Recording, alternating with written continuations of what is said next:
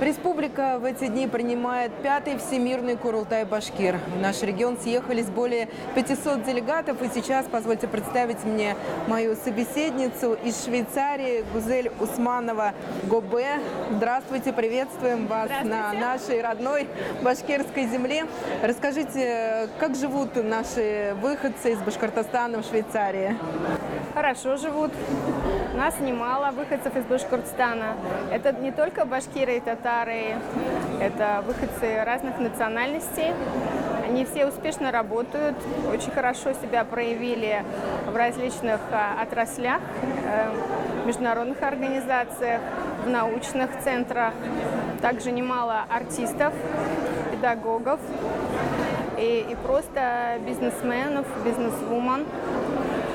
Функционеры, руководящие должности занимают в компаниях. Так как я живу 17 лет, у меня немало уже знакомств, и я являюсь руководителем общественной организации «Свис Урал». Что это за организация? Да, вот интересно. Это организация, которая была создана 12 лет назад. К слову, я 17 лет уже живу в городе Женеве, в Швейцарии. И находясь там, я поняла, что я должна объединить всех наших выходцев из России, а особенно из Башкортостана. Я усилила все поиски, и вот сейчас у меня большой круг знакомых, которые поддерживают меня. В разных странах мира. Это и Турция, и Испания, Италия. Это совсем новая должность. Совсем недавно Всемирный Курултай-Башкир обратился ко мне, зная мою информированность о выходцах из Башкортостана, организовать Европейский Курултай-Башкир. На сегодня я привезла 25 делегатов из разных стран Европы и надеюсь на успешную работу всех делегатов, которых я привезла. Вы сказали о том, что 17 лет назад вы уехали из Башкортостана. Скучаете ли по родине? Конечно, скучаю.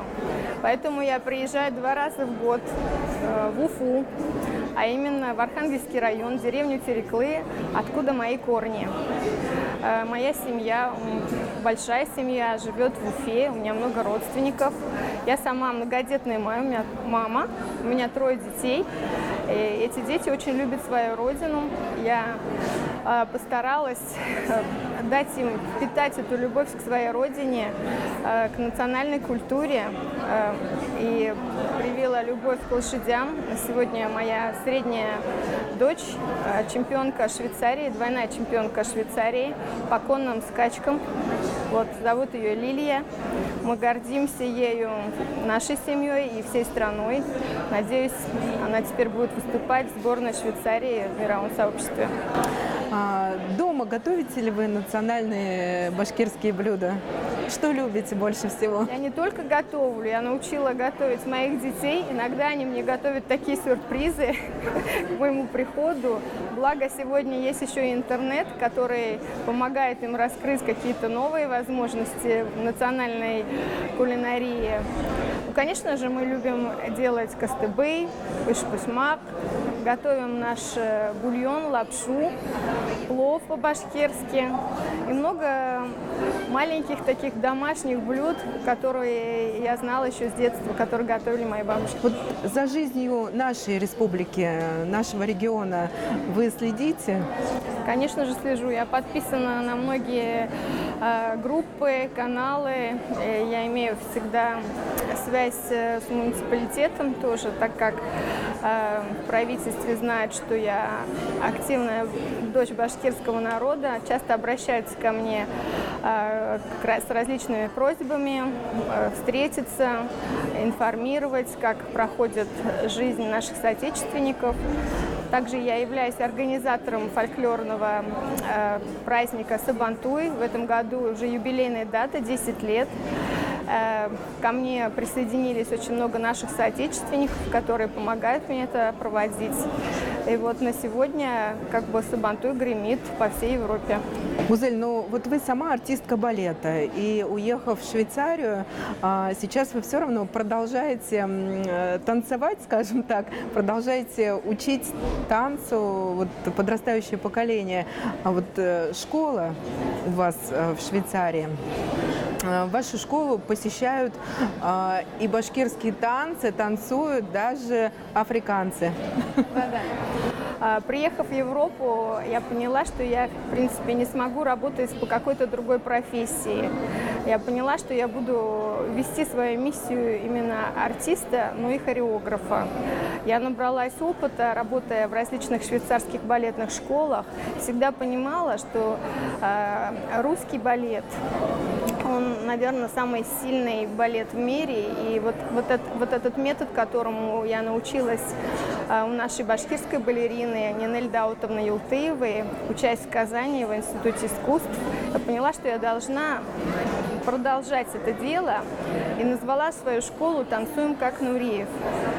Я понимала, что именно вот назвав школу этим именем, я буду продвигать имя нашего великого земляка, талантливого, вести бренд Башкортостана и нести этот имидж России. А вот в Швейцарии вообще знают, что есть такой город Уфа, что есть республика Башкортостан? 17 лет назад было очень сложно, так как в то время, может быть, не так были развиты медиаресурсы, но сегодня стало намного проще. Когда я танцую башкирский танец на международных конкурсах и фестивалях, где я являюсь уже не единожды лауреатом, я называю имя Башкортостан, и люди сразу находят это в интернете, много узнают из интернета.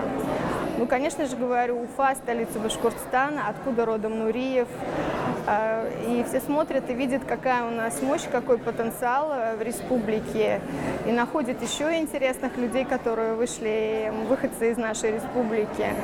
Можно перечислять очень много талантливых, интересных людей. Гузель, вот на ваш взгляд, что необходимо делать для того, чтобы укреплять башкирский язык, башкирскую культуру? Я считаю, башкирскому языку и любому языку нельзя научить насильно. Нужно, чтобы человек, особенно ребенок, понял, что это так необходимо, как воздух, это свобода, это большое богатство. В Швейцарии 4 государственных языка. И никогда я не слышала, и нет это даже в умах людей европейских, не учить еще один язык. Все понимают, что это большое будущее, это большие возможности ребенка, будущего, может быть, менеджера. И это прививается с детства за счет любви к культуре. Поэтому вот именно вот толерантность национальная, которая есть там, должна, мне кажется, всегда развиваться и поддерживаться в нашей республике. Уважение. И вот это все-таки приходит именно с народными традициями. Мы должны знать историю, традиции, и тогда будет как раз вот уважение к языку и желание учить его, говорить на нем и идентифицировать себя именно выходцем из Башкортостана. Потому что неважно, какой мы национальности, даже если, может, мы плохо говорим на национальном языке, может быть, это было не модно в какое-то время, нужно, чтобы вот традиции, свой родной язык вошло в моду, и, наверное, нужно вот поддерживать вот эти начинания людей, которые продвигают башкирскую культуру, национальные языки. И, может быть, тогда будет как раз вот инвестирование в какие-то большие проекты, которые обратят внимание вообще международной общественности вот как раз к истокам. А вот, находясь так далеко от родины, чувствуете ли вы поддержку родной республики? Ну, Но, если сказать честно, я долго шла к этому, чтобы, наконец, республика обратила внимание, насколько соотечественники, уехав далеко за рубеж, становятся истинными патриотами. Потому что, живя здесь, наверное, мы, может быть, это не чувствуем, мы у себя на родине.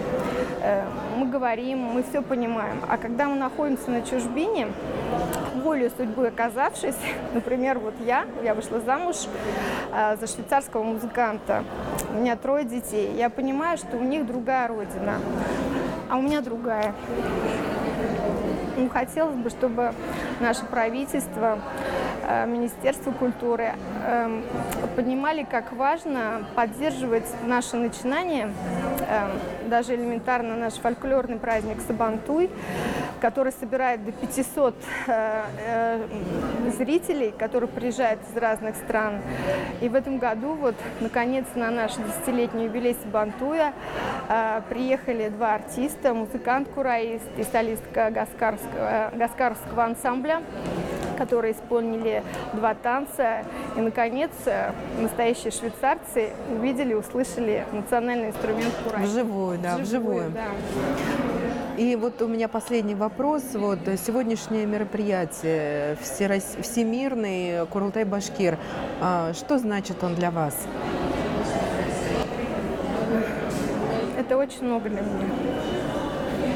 У меня большие планы, большие надежды, что моя республика будет сильная, известная. Не переживайте, мы вас любим. Мы рядом, мы все равно рядом. Я очень люблю свою родину. Спасибо вам большое. Спасибо, я тоже очень тронута.